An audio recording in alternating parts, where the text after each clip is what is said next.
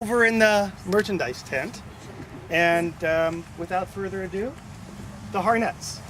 Welcome, I'm Thomas Harnett, and this is our grave site and our proud grave marker. We were a large family, 13 children. Yes.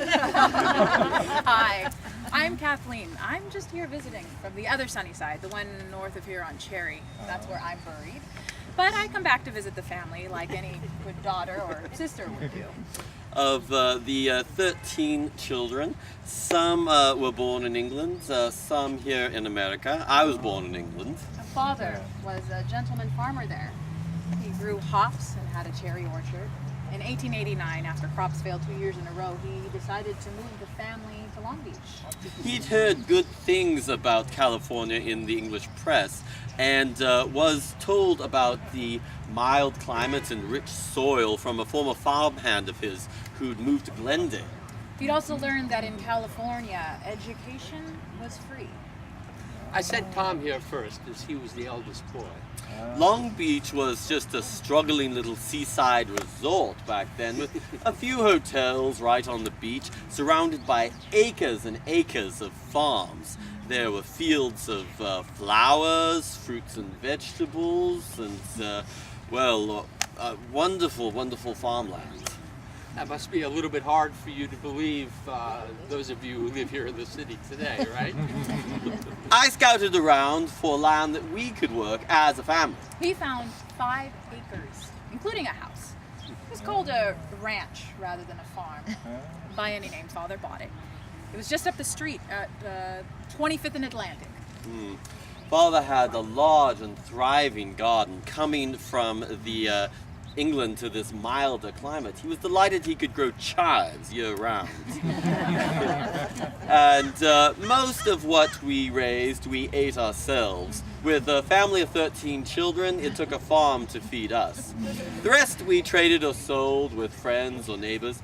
The one thing we did raise for sale was pigeons. We sold them to local restaurants. By the time they ended up on menus, they were called squab. When we got big enough, all of us children helped prepare the birds for market. We twisted the heads off, plucked the feathers. Well, I could finish one in 5 minutes, and I earned 25 cents an hour for my work. And then in 1897, I bought the Long Beach Milling Company. I think there was just 2 when you bought it, just a child, but I remember my brothers and brothers-in-law working there. Yes, I wanted to work with the boys too, but was a little bit too old to be much help. We processed grain for local farmers, we sold livestock feed, and all kinds of agricultural supplies. Our sister Jane's first job was teaching Judge Dillon's children. She had graduated college before the family had moved to Long Beach. The town was growing, and there were more and more children that needed to be educated, so Long Beach began building more schools. Jane enrolled in UC Extension classes, and by the time Long Beach opened its first high school, she was its most qualified teacher. And Kathleen wanted to be a teacher too, just like Jane. I was a good student, start to finish. In 1910, I was 15 and attending Long Beach High School. One of my stories won a contest. It was published in the Los Angeles Herald Sunday magazine. Oh, it was a great time back then. And there were various things that I wanted to do. You know, Jane wanted me to attend various colleges and move on from there. And by the time I graduated in 1916, I'd won the gold medal for being the top student in the UC system. Top UC student. Well, all of us, but especially Jane, we're so proud of Kathleen. Jane wanted me to attend the University of California at Berkeley. I was accepted. She paid for my clothes and books, and I worked for my room and board, and the California taxpayers paid for my education. I earned scholarships for my second 2 years there. By the time I had graduated, I was doing many things. I wanted to be a teacher, and I wasn't sure whether or not I was going to accomplish that. So, by the time I'd finished, I'd become a teacher. I'd achieved my childhood dream. I looked for jobs in Long Beach. I looked around very many times at very many schools, but the school board required that new teachers needed 2 years of experience. So I accepted a position teaching in the copper mining town of Morenci, Arizona. I had studied Spanish in Berkeley, so I was prepared to teach the students of the children of workers from Mexico, as well as those born here. And it came out really well. It was a fantastic experience. Yeah, and Morenci was off the beaten path. They didn't have the luxury of turning away a willing but inexperienced teacher. But it didn't exactly provide job security.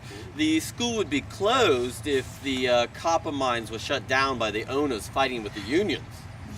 And then in 1918, while Kathleen was in Arizona, a flu epidemic swept the world. Jane was unlucky and was taken from us by it. We were devastated. And although she died young, she had made incredibly important contributions to the city. She was the one who set Pauley on the path to being one of the best high schools in the city. She instituted their first student government program, a student council.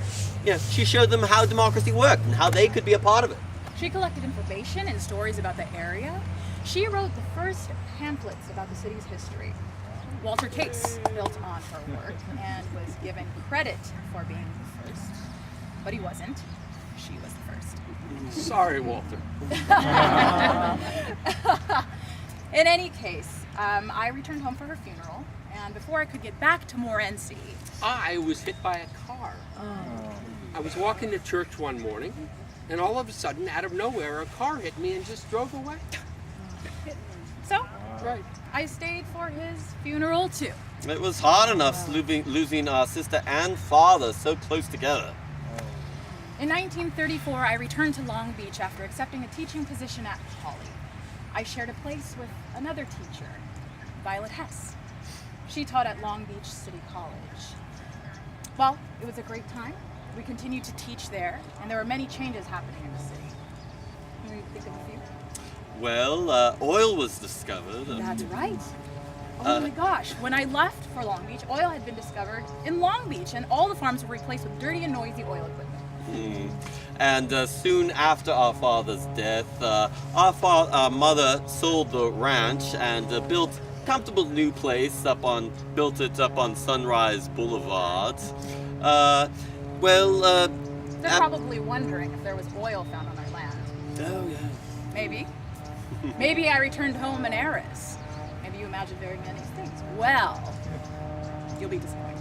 We were. We joined a community lease and, like many of our neighbors, allowed drilling on a portion of the land, but unfortunately, there was no oil.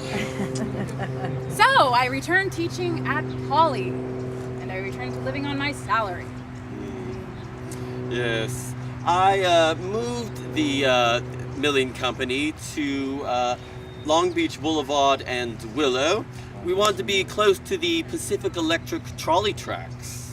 Oh, there was many different changes going on there. I was thinking about, moving on with Violet.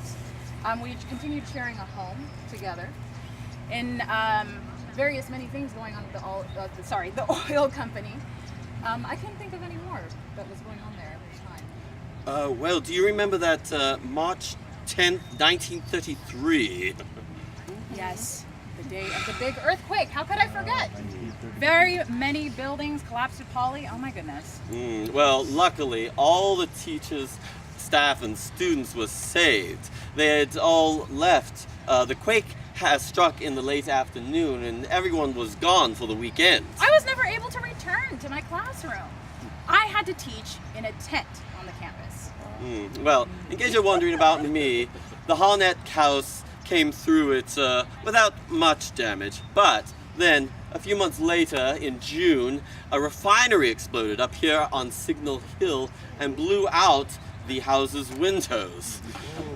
Well, we fixed everything, and the house continued to be our family center. In the years following the earthquake, Poly was rebuilt better than ever. The New Deal programs gave us federal money to get it done as quickly as possible and to make it strikingly handsome too. Oh yes, they put in those mosaics, the decorative tiles, and all sorts of other craft work by those New Deal artists. New Deal. In the 30s and 40s, words like multicultural, multiracial, and diversity weren't heard as often as they are today. But teaching at Poly, I taught students who were diverse, who were from different racial backgrounds. For example, I would take my students sometimes out to eat at local restaurants because they were different and they were open to learning new experiences. But I had to call ahead of time to find out if Japanese American, Mexican American, and African American students would be welcome there. And I am ashamed to say that in Long Beach, sometimes we couldn't go to many restaurants because I had to protect them from discrimination. I was thinking about retirement. Violet and I still shared a house.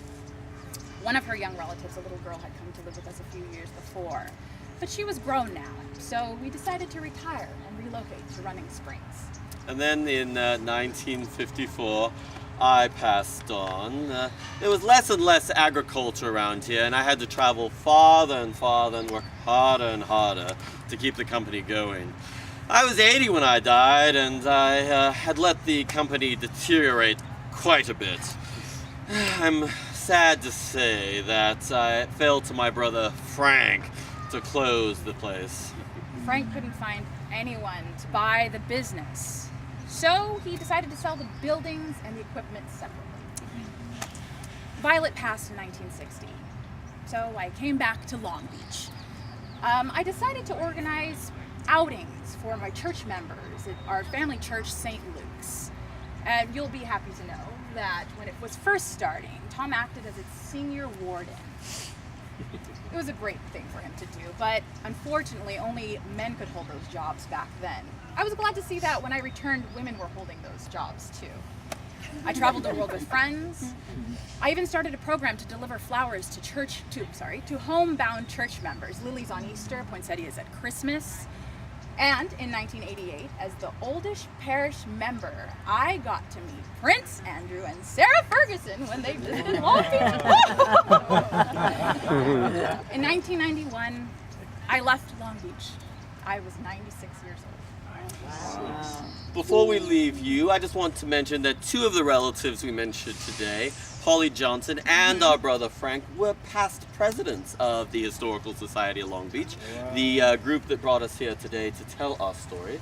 But don't worry, we didn't come here through nepotism. Or did we? Well, that's the end of our story. Well, that's hardly the end of our story, but that's all you'll hear today. There's plenty more for another time.